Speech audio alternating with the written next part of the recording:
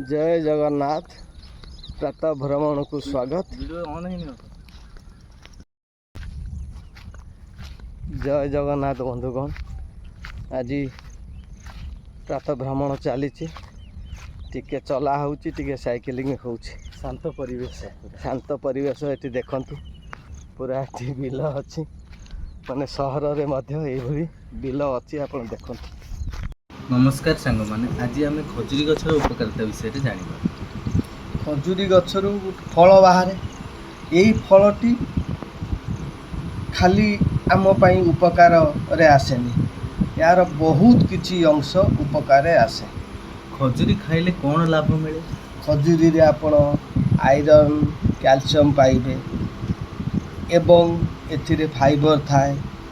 यही खजुरी खाइले शरीर को शक्ति दिए और रक्त बढ़ाइबारे साहाय्य करिथाए। ताले दुर्बल लोक पई आ उपयुक्त की? निश्चित खजुरी एमिति गोटे फल सकाळे क्षीरस खाइले शरीर को शक्ति मिले। आ खजुरी गछर पत्र कौन काम रे आसे?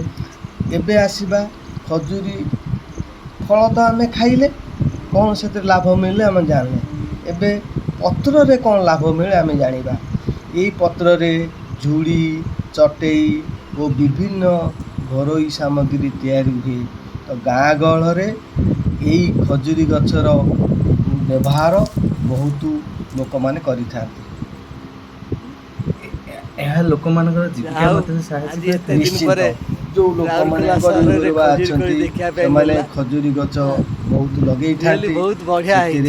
खजुरी फल खांती एवं पाचिजी गोटे गोटे पत्र मु भी तोड़ी लीजे झुड़ी हुए बिक्री करी चलती एवं निजे न किणी की बाहरु निजे तैयारी करके निजे व्यवहार कर से सुवंती बा मुड़ी चूड़ा सब रखंती।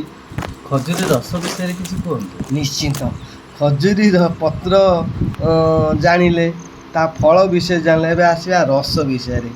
ई जो गाँ गहली मानकरे जो भाई माने जन जन अछंती से माने खजुरी गछ ऊपर भाग रे काटिकी सेतरे ठेकी बसाती सेते रस पियंती। वे खजुरी रसरू आपण गुड़ भी तैयार हुए। तेणु आसंतु यार काम उपकार जानी आपण माने जानिले पुणी जानिबा जोटी गछ थिबे माटी की सख्त करे बा परिवेश को सुरक्षा करे। तेणु आपण माने प्रचुर खजुरी गछ लगातु तार भरपूर उपकार पांतु। जय जगन्नाथ।